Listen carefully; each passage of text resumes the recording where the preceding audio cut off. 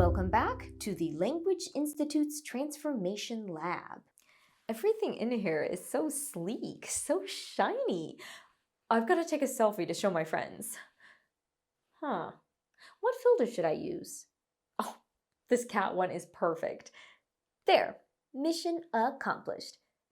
Wait, this isn't coming off. The filter is stuck. What am I gonna do? I can't have every picture I take show a cat filter. I can't be cat girl forever. This is all people will see. This is not me. Oh, there we go. I had my finger stuck on the filter option. Whoops, crisis averted. Can you imagine if this filter didn't come off? Forever? Imagine waking up one morning and realizing you've changed completely. How would people see you? How would you see you? Believe it or not, that's the kind of wild transformation that we're going to explore today in our first modernist text, Franz Kafka's novella, The Metamorphosis. What is a metamorphosis, you ask? It's a scientific term for when something transforms over several stages. And let me tell you, Kafka starts this text with a pretty big one. Our mission?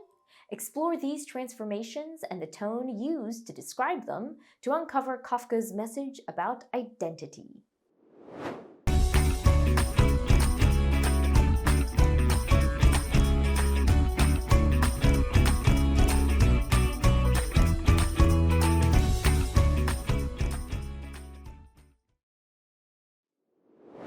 First things first, let's get some context.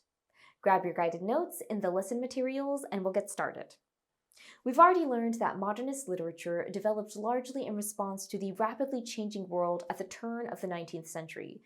Modernist writers challenged traditional storytelling methods to explore themes of alienation, disillusionment, and identity. The modernist we'll be exploring today, Franz Kafka, was a Czech author who used surreal, unsettling plots to explore the personal and societal conflicts going on during this time. Okay, now we're ready to start reading. One morning, as Gregor Samsa was waking up from anxious dreams, he discovered that in bed he had been changed into a monstrous, verminous bug. Wait, he turned into a bug? What? How? Why? And I thought my cat filter fiasco was bad. Okay, let me take a breath and start with a who. Meet Gregor Samsa. Yesterday, he was a traveling salesman living in an apartment with his parents and his sister, Greta. He goes to work, goes to bed, and wakes up to discover that he is transformed into a giant insect. Now, you know what? I am sorry. I just cannot get past this. This man turned into a bug overnight. In the very first line. It's bizarre. It's shocking. I'm concerned and I'm just reading it, so I can only imagine how much the narrator and Gregor are freaking out right now. Let's start our tone analysis by seeing how he's coping with this.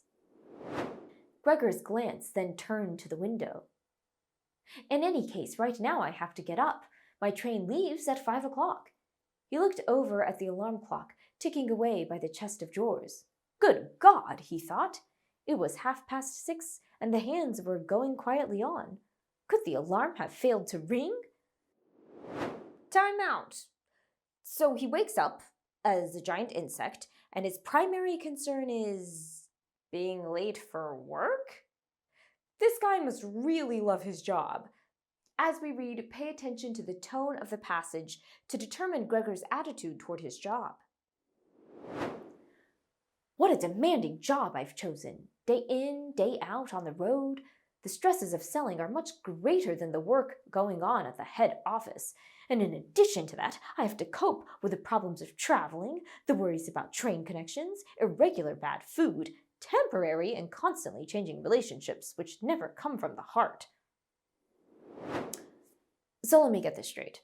Not only is he less concerned with being a bug than being late to work, but he doesn't even like his job. If I woke up one morning as a human-sized insect, I would be very worried, but not about being late to work. And he says this so casually. Make this tone make sense. The tone is detached or separated from the severity of the situation. It describes something horrifying and shocking in an unemotional and dismissive way. So, what does this detached tone reveal about how Gregor sees himself? Pause the video and share your thoughts in the guided notes.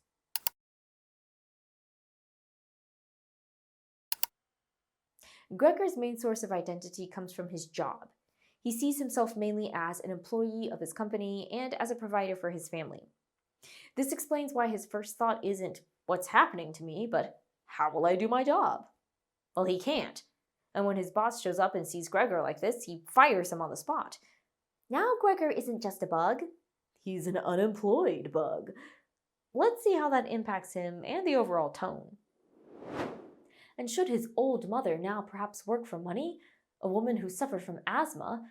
Should his sister earn money, a girl who was still a 17-year-old child? When it came to talking about this need to earn money, Gregor was quite hot from shame and sorrow. Notice that dramatic tone shift? Why has the tone shifted so drastically? Pause the video to respond.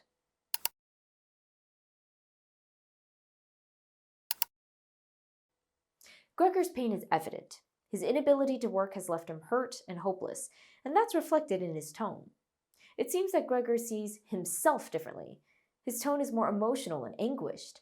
His self-worth has transformed just as rapidly as his body. So we've looked at how this has impacted Gregor's relationship with himself, and we see it reflected in the tone. But now I'm curious how it has impacted his relationship with others. Let's take a look at Gregor's relationship with his sister before his transformation. Only the sister had remained still close to Gregor, and it was his secret plan to send her next year to the conservatory, regardless of the great expense which that necessarily involved. Aw, Gregor wanted to send her to music school. How would you describe their relationship? It's kind of sweet, right? Greta seems to love and appreciate her brother, and they're close. Now, let's look at their relationship after his transformation. The sister now kicked some food or other very quickly into his room in the morning and at noon, before she ran off to her shop, and in the evening, quite indifferent to whether the food had perhaps only been tasted or, what happened most frequently, remained entirely undisturbed, she whisked it out with one sweep of her broom. How has their relationship changed? Brrr. You probably noticed that his sister is treating him coldly and cruelly. The shift in their relationship and the tone of the text is pretty dramatic. But why? Why do you think she's treating him differently? Record your thoughts.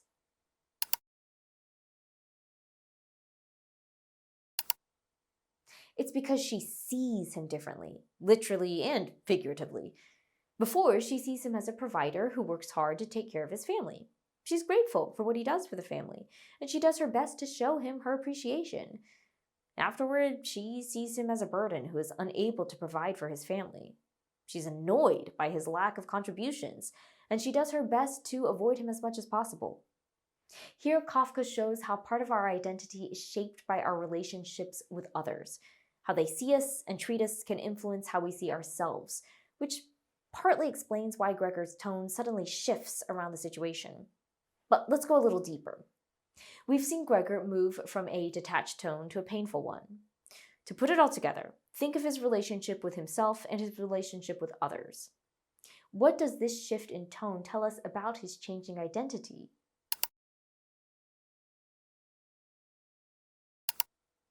Well, at first, Gregor sounds almost distant, like he's just watching this happen to someone else. But as he starts to realize what this actually means for him, his tone shifts. It turns more desperate, more painful, like he's watching his sense of self slip away in real time. If his job was his identity and he can't work anymore, then what's left? His tone reflects that fear. He's not just losing his role in the family, he's losing himself. And that's the real question here. If everything that defines us is taken away, who are we really? Before we wrap up, let's preview what's ahead. Get ready to dive further into the impact of Gregor's transformation. Make sure to pay attention to the tone, not only Gregor's, but the other characters and narrators too. You'll analyze a few more passages and make sure to complete your online practice each day. As you go, think about your own identity and transformation. Who are you, and how have you changed? Until next time! Hey, hey.